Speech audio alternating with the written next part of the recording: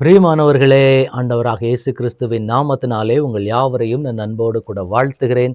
எல்லாருமே சந்தோஷமா இருக்கிறீங்களா? இந்த நாளிலே தேவனாகிய கர்த்தர் நம்மோடே கூட பேசுகிற ஒரு வார்த்தை என்னவென்றால், பிலிப்பியருக்கு எழுதின நிருபம் 4ஆம் அதிகாரத்தினுடைய 11ஆம் வசனம். என் குறைச்சலினால் நான் இப்படி சொல்லுகிறதில்லை, ஏனெனில் நான் எந்த நிலைமையில் இருந்தாலும் மனரம்யமாய் இருக்க கற்றுக்கொண்டேன். இந்த வார்த்தையை கேட்டுக்கொண்டிருக்கிற எனக்கன்பான தேவனுடைய பிள்ளைகளே, இன்றைக்கு நாம் வாழ்ந்து கொண்டிருக்கக்கூடிய சூழ்நிலைமையில், இன்றைய காலகட்டத்தில் இந்த ஒரு வார்த்தையை சொல்லி நாம் ஜெபிக்க வேண்டியது ரொம்ப முக்கியமான ஒன்று.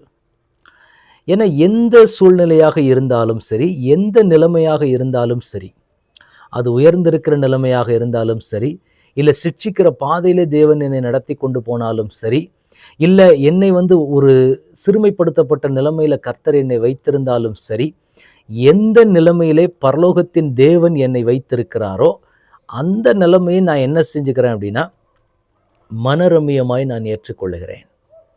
இந்த அனுபவம் எல்லா தேவ பிள்ளைக்குள்ளேயும் ரொம்ப முக்கியமான ஒன்று. இப்போ இந்த இடத்துல இந்த பக்தர் அறிக்கையிடுகிற காரியத்தை பார்க்கும்போது, என் குறைச்சல்னால இப்படி சொல்லலை, ஆனால் நான் எப்படி இருக்கிறேன் அப்படின்னா, நான் எந்த நிலைமையாக இருந்தாலும் சரி, என்னை உயர்வை கர்த்தர் வைத்தாரா, சந்தோஷமாக இருப்பேன். அதே சந்தோஷம் எனக்கு எப்பவும் இருக்குன்னா, என்னை ஒரு சிறுமைப்படுத்தப்பட்ட பாதையில் கர்த்தர் நடத்தினாலும் இருக்கும். எனக்கு பிடித்ததை ஆண்டவர் கொடுத்தாலும் நான் மனரம்யமாக தான் இருப்பேன். எனக்கு பிடிக்காததை ஆண்டவர் செய்தாலும் நான் மனமகிழ்ச்சியாக தான் இருப்பேன். ஏனென்றால் என் தேவன் என் வாழ்க்கையில் எதை செய்தாலும் அது நன்மையாக தான் இருக்கும். இந்த ஒரு விசுவாசம் எந்த தேவ பிள்ளைக்குள்ளே எழும்புதோ அவங்களுக்கு என்ன நடக்கும் அப்படின்னா, நிச்சயமாக கர்த்தர் அதை அவங்க வாழ்க்கையில் செய்து முடிப்பார். ஏன்னா எந்த சூழ்நிலையில் இருந்தாலும் நான் மனமகிழ்ச்சியாக இருக்க வேண்டும். அதுதான் இப்போ கான்செப்டேவும். எந்த சூழ்நிலை யார் எப்படி போனால் என்ன ஆனாலும் பரவாயில்ல, என்ன எப்படி நினச்சிக்கிட்டாலும் பரவாயில்ல, நான் மனரம்யமாய் இருக்க கற்றுக்கொண்டேன். ஏனென்றால் என் தேவன் அனுமதிக்கிறது எல்லாமே எனக்கு நன்மைக்காக தான்.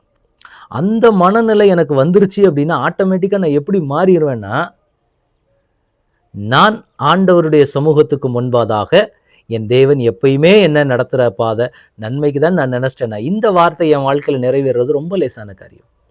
அப்போ இன்றைக்கு நம்ம ஆண்டவரிடத்தில் எப்படி ஒப்பு கொடுக்கணும் அப்படின்னா, ஆண்டவரே நீங்கள் என்ன பாதையில் நடத்தினாலும் சரி, லாபமான சூழ்நிலைமைகளை நடத்தினாலும் பரவாயில்ல, இல்லை நஷ்டமான சூழ்நிலைகள் இருக்குது, சில இழப்பின் மத்தியிலே நான் போகிறேன், எந்த நிலைமையில் இருந்தாலும் ஸ்டேபிள் மைண்டாக தான் நான் இருப்பேன். ஏன்னா சந்தோஷம் வந்த உடனே ரொம்ப குஷியில் அப்படியே குதிக்கிறதும், சோர்வு வந்த உடனே ஏதோ ஒரு வித்தியாசமான சூழ்நிலைகள் போனவுடனே அப்படியே உடனே டவுன் ஆகி போயிட்டு, நான் இனி ஆண்டவரை தேட மாட்டேன், அதை பண்ண மாட்டேன், இதை பண்ண மாட்டேன், அப்படி இப்படின்னுலாம் இது எதுவுமே இல்லாமல் எந்த நிலையாக இருக்கட்டும், இது ஒரு தேவ பிள்ளை ஜெபிக்க வேண்டிய, ஆண்டவரை இந்த கிருபை எனக்கு வேண்டும், எந்த நிலைமையாக இருந்தாலும் சரி நான் மனரம்யமாய் வாழ வேண்டும், நான் மனரம்யமாய் நான் இருக்க கற்றுக்கொள்ள வேண்டும், இந்த அனுபவத்தை பரலோகத்தின் தேவன் எனக்கு கொடுக்க வேண்டும்.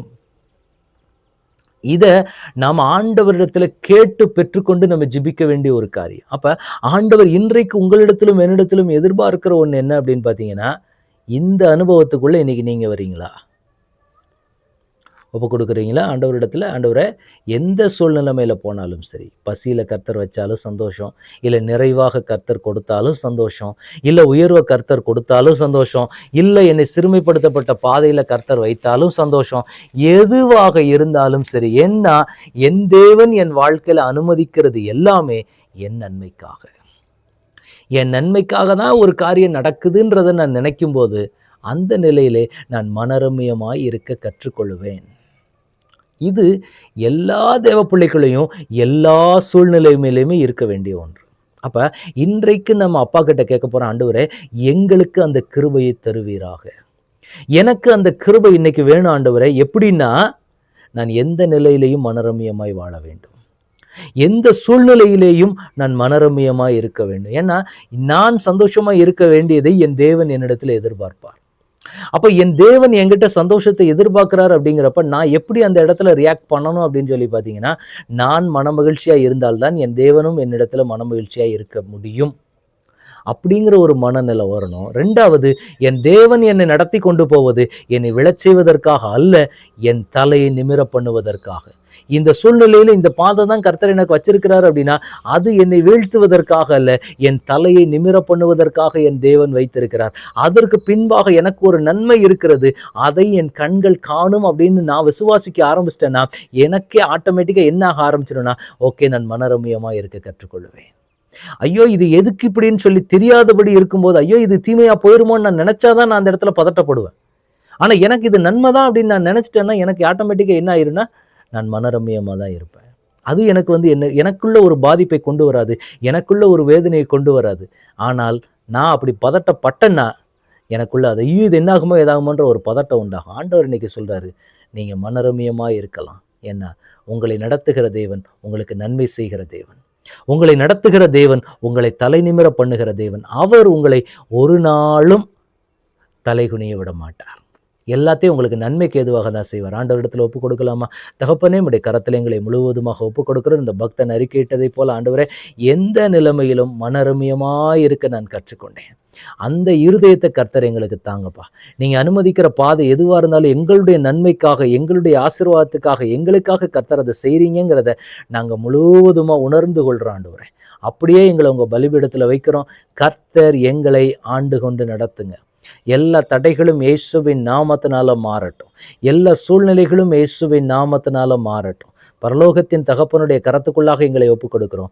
ஆளுகை செய்யுங்க, வழி நடத்துங்க. இயேசு கிறிஸ்துவின் நாமத்தில் ஜெபம் கேளும் எங்கள் நல்ல பிதாவே. ஆமேன், ஆமேன், ஆமேன். God bless you.